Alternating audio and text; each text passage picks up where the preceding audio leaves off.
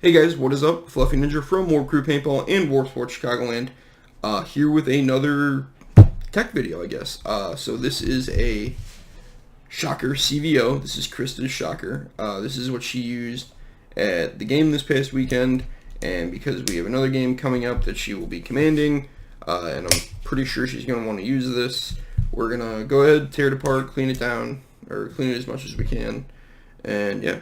So, bolt, pretty good condition. I don't think anybody broke paint this weekend, from as far as I can tell.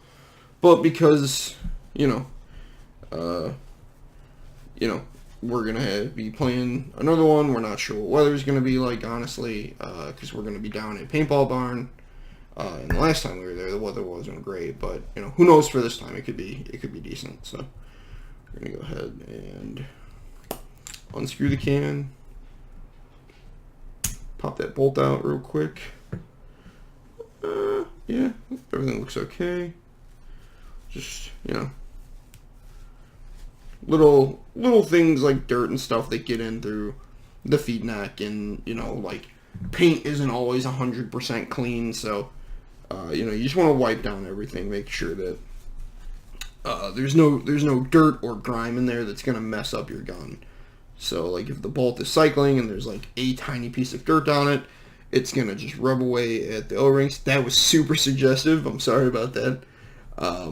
But, it could rub away at O-rings, and then, you've got a huge problem on your hand that could have been avoided just, by taking a couple seconds and going through and cleaning, just basic stuff.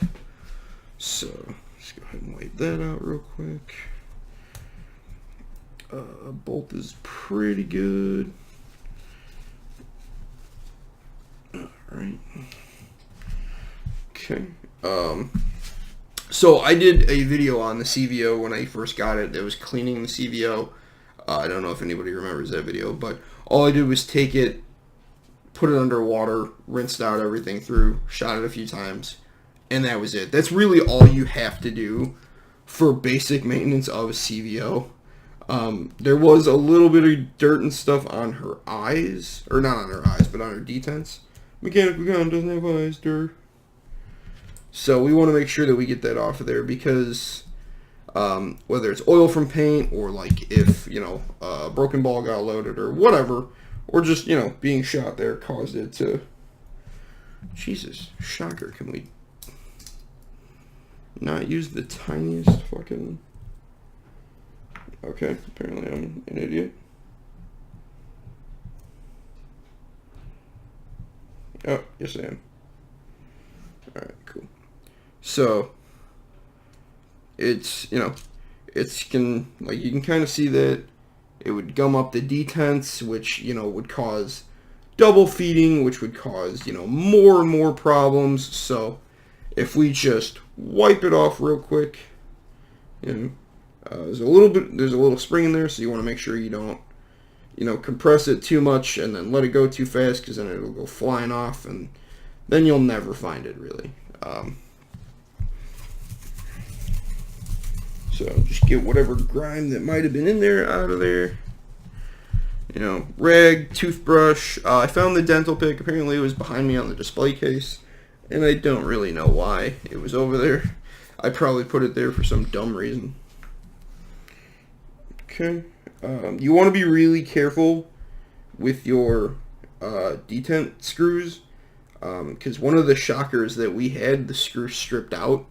I don't think that's the screw's fault. That's more the Allen keys that were being used. We were using the Empire Allen keys, which they're not ball-ended, and they're not the greatest Allen keys made. So it is possible to strip screws with them. So please, please, please, make sure you've got some good Allen keys. Make sure, you're paying attention to what you're doing. It was one of those things that, like, it was the shocker that we loaned out all the time, too. So, it always had to be torn down and cleaned, like, entirely. So that might have led to the screws on that one in particular stripping out. So, of course, we're not going to go and run it under the sink, but just take a clean swab, run it through there real quick, And there you go. That should be pretty much it for cleaning the breech and cleaning your detents. Detents are all good. So we're going to go ahead and put those back on if I remember how to do that. Which of course I don't. There we go. And then we're going to go ahead and just screw that. See, like, I don't know, it's weird. Like, the ball end isn't going in, so I don't want to force it. But the other end is going in, so that's good.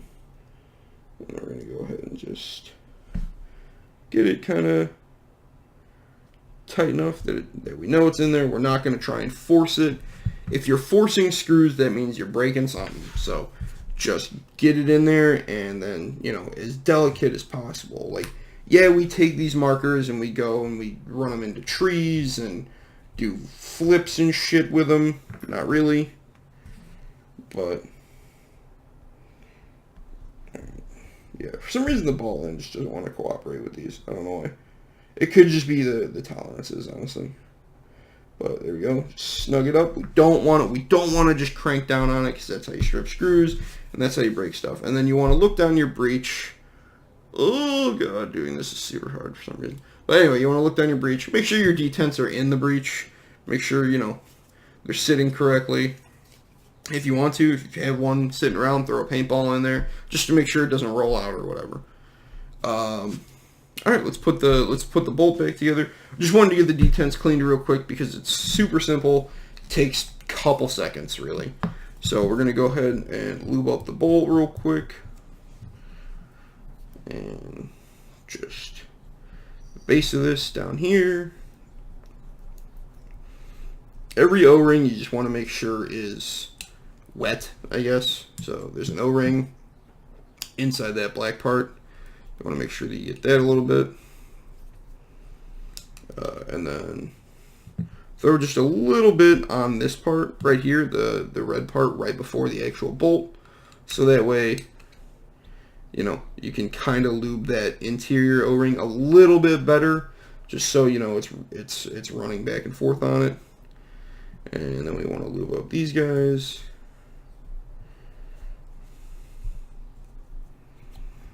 Okay. You don't really have to do it on the front O-ring as much, but, you know, again, make sure it's wet. Make sure that, you know, lube is on it. That is for sure. Then you're going to take your can here. Get that inside O-ring. If you can see that. Yep, there's an O-ring inside. Very similar to, like, Geos and stuff like that. So,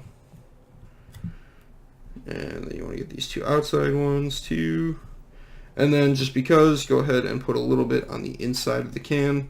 Just so, again, you lube these O-rings a little bit more. So you're not too worried about it. Oh, there's a hair stuck on there. Don't want that on there. And then there's an O-ring right there. Again, it's not a huge deal, but, you know, get some lubes on it. It's not a huge deal, but if you want to make it a huge deal, make it a huge deal. So that's the other thing too, is this back cap. You want to make sure that's tightened down. It was a little bit loose. It could have been just for me unscrewing it, but who knows. And then you want to go ahead and just hit these one more time, and then these back couple O-rings. Make sure too that when you are removing your bolt that your marker is degassed, because if not, one of these O-rings, I don't remember which one it is. I don't remember. It's one of these three O-rings though. They pop up and they roll into a crack, and then it just doesn't work. And then here's your kind of like bumper O-ring. Doesn't really have to be lubed, but throw some lube on it just because. Treat it nice. And go ahead and just slide that back in. And here, click. There it goes. And good to go. We could do the reg on this, but again, we serviced it not too long ago, and the regs on these are a little bit more complicated than on Eclipse guns and stuff like that. Like on shocker markers, there's a lot more intricate parts that if you don't put them back in the correct way, things can go wrong. And again, it was serviced not that long ago, actually. I think the last time Krista took it apart was maybe a month or so ago. Like, if that. I think it was actually after, no, yeah, it was definitely after Hoth. I don't remember when, but yeah, I know that she she teched it, so I know that it's good. She is the shocker tech, honestly. I just do the basic stuff for CVOs and RSXs and XLSs. But because she has owned shockers longer than I have, she is the shocker tech, honestly. She is super good at it. If she can't figure it out, she's got Corey Field on a direct line that she can be like, hey, what's wrong with this gun? So, it's pretty cool. So yeah, that is, there's a little bit of paint on the grips there. So again, that's what toothbrushes are really good for. So yeah, that is how to tech a shocker CVO. Really, it's the simplest marker on the planet to work with. Take out your detents if they're a little bit dirty. Lube your bolt after every day of play. Again, that's just my general rule, is after you're done playing, all the lube that you used while shooting, you might want to replace. Your regulator I wouldn't say every month, but every 2 months maybe. Again, this is if you're like a scenario player. If you're a tournament player that's shooting 4 or 5 cases at practice, and then playing tournaments, you should probably do it right before every tournament. Go to a chrono range, make sure that you're dialed back in, just so you don't have to sit there at an event and try to rip apart your marker and figure out what the hell you did wrong. So that's just kind of my rule of thumb. But the other thing that I teched for Krista was her regulators for her First Strike tank. They're the First Strike magnetic regulators. She's been having problems with them. All they really needed was to be cleaned because the metal ring and the magnets would not stick because there was just gunk in there lined up that kept causing issues and would cause like the regulator to start unscrewing. So got that all sorted out. Her tank should be good to go. So yeah, thank you guys very much for watching. Again, if you enjoy these videos, please let me know. I'm always fixing teammate markers, so I might as well do a video on it too, just because. So thank you guys again, and I will catch you in the next video.